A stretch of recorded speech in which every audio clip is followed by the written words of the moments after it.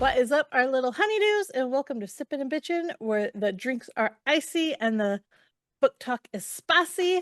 We are on episode 5, part 3, and we're your main bitches. I'm Sam.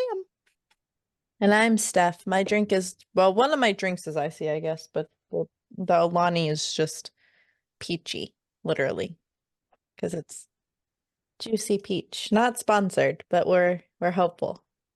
One day. One day. I have coffee, iced coffee, so. I have iced coffee too. I just, I'm sure my stomach's gonna hurt halfway through this recording, so it's great. We're That's why doing we have great. our water. Something like that. We made it to part 3. So welcome back to the War of Two the War of Two Queens. Where we left off, Cass was about to wake up from them knocking him out and getting him out of the I was gonna say the dungeon.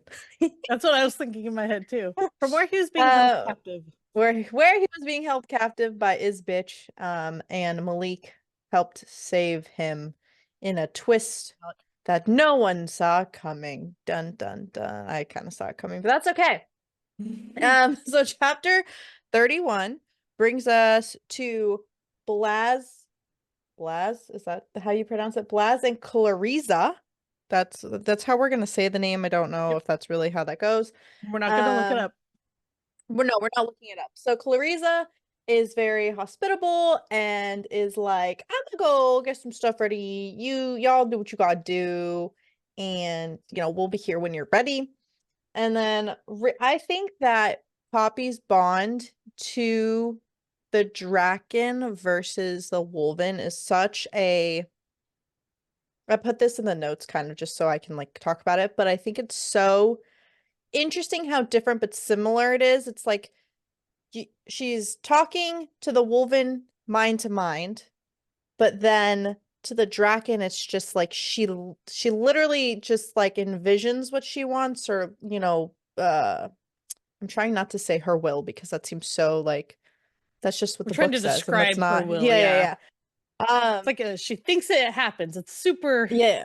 It's super powerful just like affirmation. it's kind of just envision and go, where the Wolven is more like a conversation kind of thing. So I thought that that's such an interesting dynamic between her, Reaver, her, and Kieran and Delano and stuff. She's probably really glad that she can't speak mentally with Reaver. Honestly. I ever think about what goes on in Reaver's brain, because All the time. All the time. it's probably a little questionable. We find out that Clariza and Blaze, I'm gonna say Blaze because that makes the most sense in my head, don't know who Malik really is, which we're not really surprised. It kind of goes hand in hand with when Poppy was healing, or not healing, giving people peace. Like, people didn't really know who she was. So like I kind of feel like it's the same kind of vibe. It's kind of He a was just a protecting dissenter. him. Okay, well, whatever. Um so essentially Poppy's all like, I can calm Cass down. Y'all just needed to, hold him, distract him so I can get close and soothe him kind of vibe.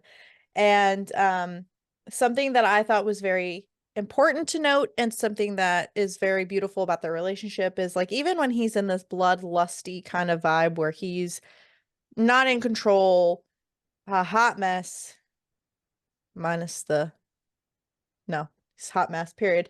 She's not afraid. She's very much like, I can calm him down. She's so confident. She's like, I got this. Like, he's not gonna hurt me. I'm not worried about it. And so together with Malik and Kieran, they hold him down. Poppy calms him down, and he feeds, and eventually he turns back to his Cass self. Doesn't want to kiss Poppy because there's a whole little sexy time moment that, whatever. He Reaver doesn't even want her removes... near him. Yeah, well, when you've been without it for a month, you just, Reaver removes Cass's binds on his wrist, which there are so many ways I envision this happening. Like Reaver ripping... It's like a whole... I can't even think of what movie it is, but I just see like the mouth extending, and it's kind of creepy with the sharp teeth. Anyway, Cass and Kieran have a cute little moment. Kind of just um them seeing each other and like after so long and kind of just everything that they've been through. It's kind of just like so glad that he's back. And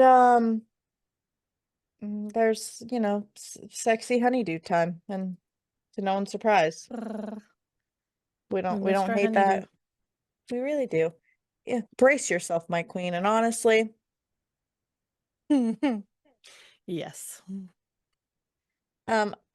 it's so I love and we say this every time, but I love their dynamic between Kieran, Cass, and Poppy. It's very much like such an unspoken spoken bond with them that it's very nice to kind of just see how they all just meld together versus just Yeah. like a power trip or like a jealousy thing or whatever it is, because some books have like the love triangles where it's like, oh, blah blah blah blah blah, and this is very much like a very platonic, deep, caring, loving kind of vibe, and I Yeah. think that I just really enjoy how I also like this is how written. it kind of had a flashback to the third book, because in the third book, anytime he was gonna like feed from her while they were doing stuff, he'd be like, just so you know, I'm in control still. Like, this is me in control. And in this one, he tells her, he's like, I'm not in control.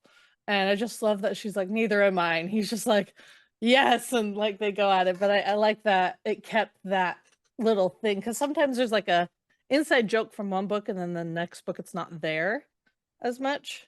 But this one, I like how it still brought that in of all those And it's times where very he's like, I'm subtle still in too. control. Yeah.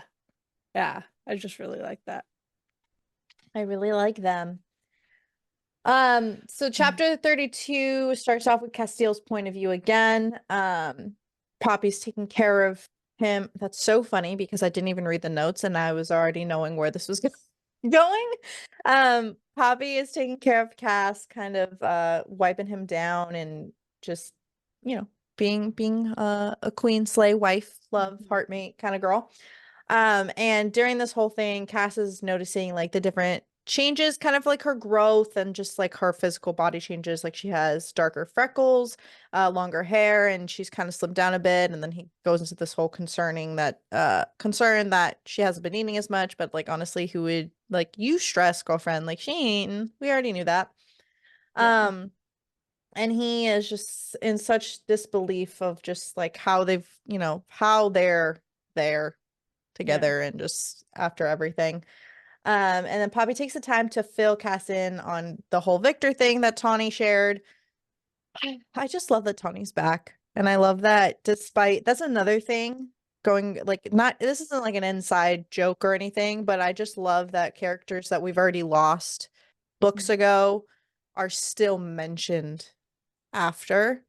yeah. Because Victor, like, yes, Victor was, you could say, a quote unquote main character, but I definitely think he was more of a supporting character, and Oh he yeah, definitely yeah, could be one of those that, like Rylan, he was a supporting character that didn't get lost in translation, but kind of just got lost over time.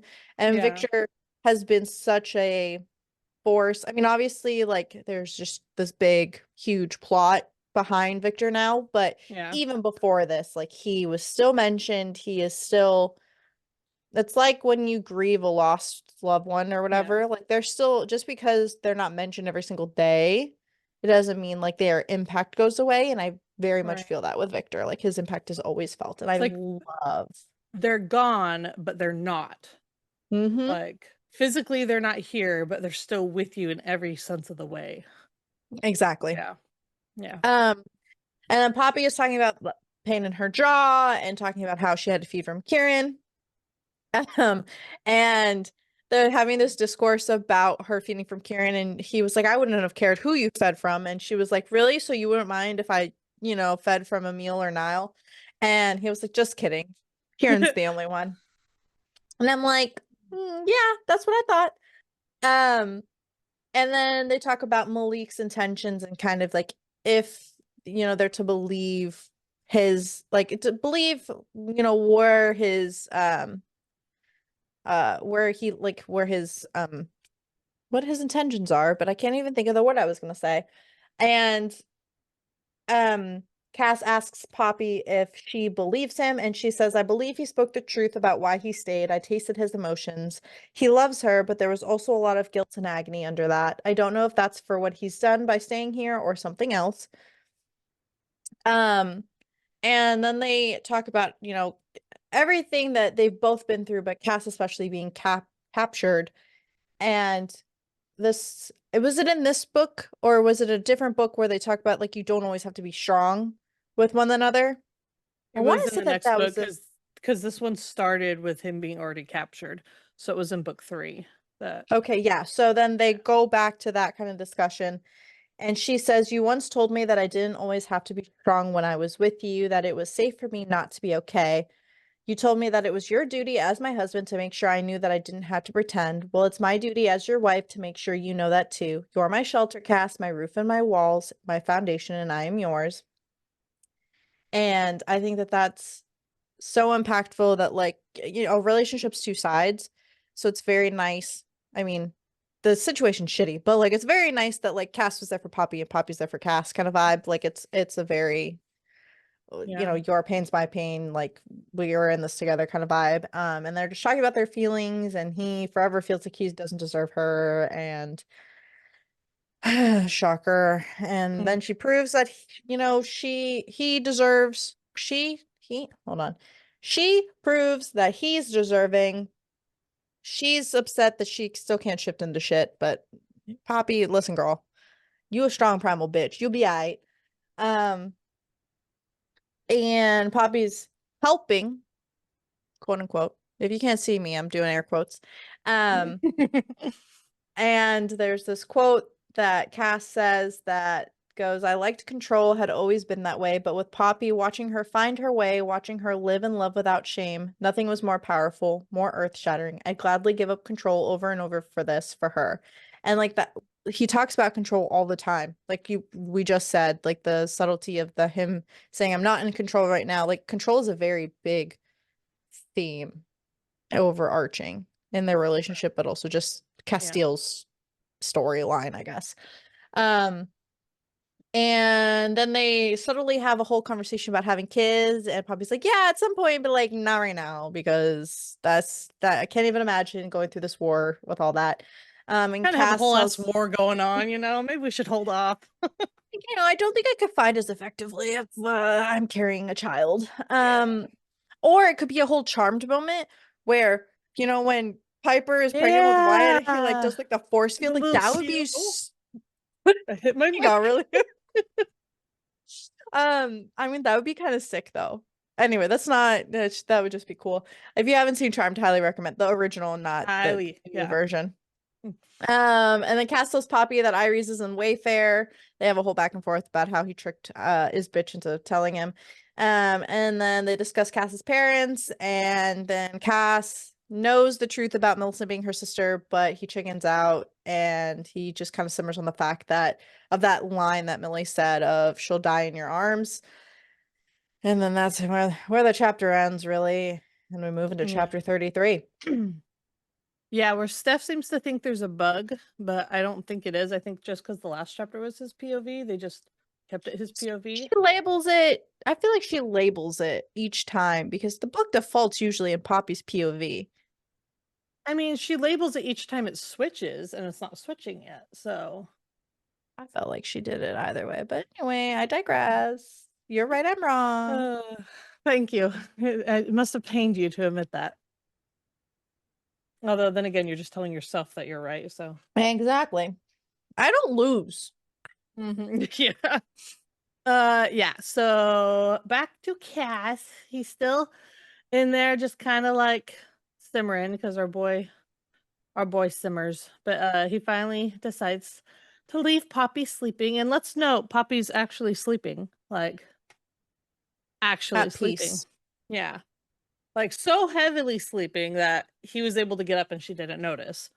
That tells you like how much she needed that. It's always that thing where you're like stressing something and then it's over and you can just like fully shut down for a bit. Like that's the best sleep in the world. Um But he goes into the hallway, and I love that Kieran's already, like, right there. He's right outside the door, waiting. It's just like, open the door, there he is. But we have a really cute moment between them where, Kieran starts to come forward, and it says, I met him halfway. One or both of us staggered a little as we collided. His hand trembled as he clasped the back of my neck. The knot of emotion in my chest grew as I held him as close as I had Poppy, and in that silence, I thanked the gods, sleeping, dead, or whatever, as I dropped my forehead to his shoulder, for him being there for Poppy, for him just being here, for a bond thicker than blood or tradition. We Oh my love our gosh, I was boys. thinking that. I just saw your note, and that's literally what I was thinking the whole time I read it. Listen, there's something you should know anytime there's a Kieran and Castile moment when I'm reading it, and I in my head I go, and kiss. That's just what's going through my head every time. And Steph put that note in there, and I love her for that. But I love how vulnerable they are with each other. It's not many men that you'll find that will like express these emotions for each other like on a serious and deep note.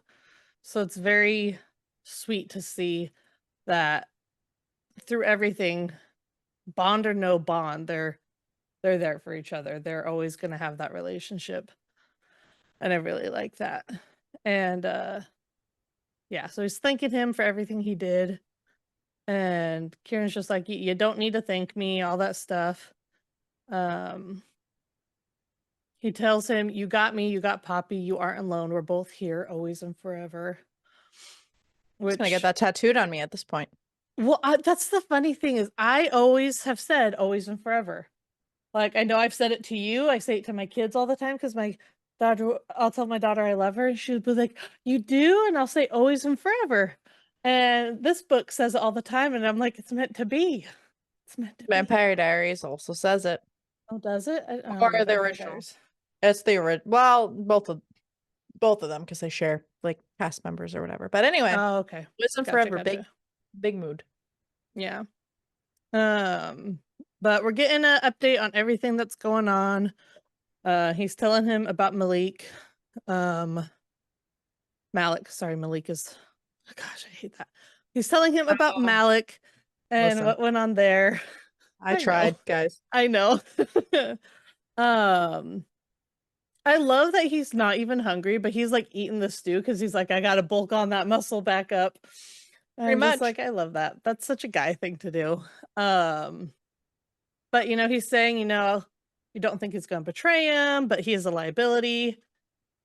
And then Millicent gets brought up, obviously, because they're talking about if they're heartmates and everything. And Mm-hmm.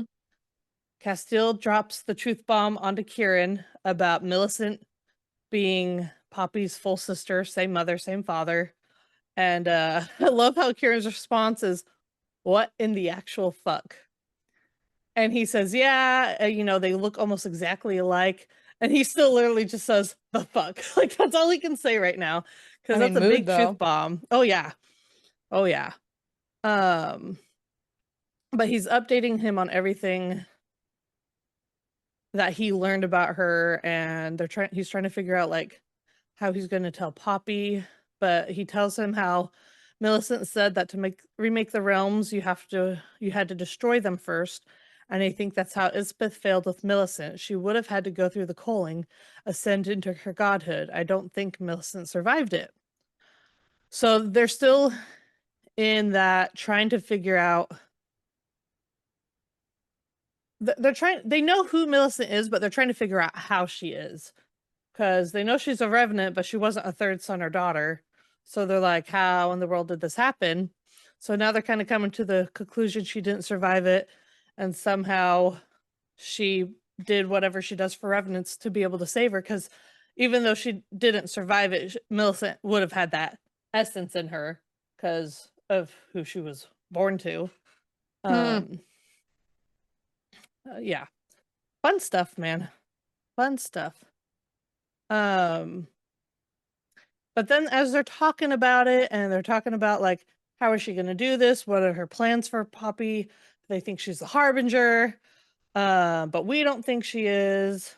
All that fun stuff. Um uh Castile tells him a god isn't powerful enough to destroy the realms, Kieran. Isbeth would know that. And Kieran had this like, oh shit, remembrance moment and says the mist. She didn't summon it, Cass. She created the primal mist. Look at Yeah. them. Look Look at at them them. figuring their shit I out. know, our little It only detectives. it only took them 33 chapters and 4 books later, but like This oh, they figured it out. That's all that matters. Well, they still haven't figured it out. They know no, she's they a primal, haven't. but they haven't figured it all out yet. No, they haven't. That's It's saved okay for though. the that's saved for the last chapter. But because then we wouldn't have a cliffhanger otherwise. Sure. Um, but that's one thing about this book series that I feel like does it so much better than a lot of book series is the communication. A lot of book series are built on the like I love Fourth Wing, but our homies don't talk, and that's where half their problems come from. Like that book Correct. would be half the size if they actually talked to each other. Correct. I And think it's that's why frustrating. I enjoyed Iron Flame more than Fourth Wing because Iron Flame, true, also the communication was a huge factor, but also there was a lot more like in general relationship building and like background and context being given. So Yeah. it bridged the gap sort of with that lack of communication. And I think by the end, like it was very rounded off very well.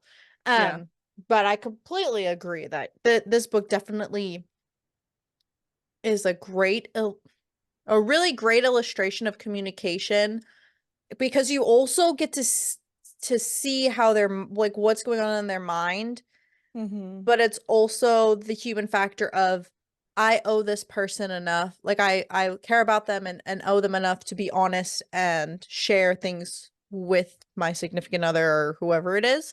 Yeah. And I think that this is something that it executes really well. Yeah. I that's what I love is that because one, it makes their relationships a lot stronger, but it 100%. also makes when stuff happens that much more devastating. My thought or question with that is though, if Poppy couldn't read emotions and if the primal notum wasn't a thing and if scenting certain things wasn't a thing, if the communication would be as strong, because I'm not sure if it would, but also that would be assuming that their relationships are based off of some Their underlying powers. foundation. Yeah. Yeah, some underlying foundation that's not just them selves in there and I the think it would mostly end up being like they would just have to like push through it more if they didn't have that stuff.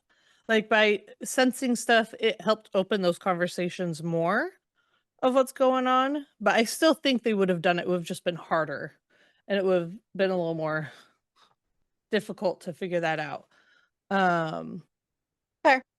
but yeah. But like even back in book two, that was one thing that amazed me is that like she found out who he was, like found out all these things, but she never like had this I hate you completely, like it's going to take a whole book to get my trust back kind of thing.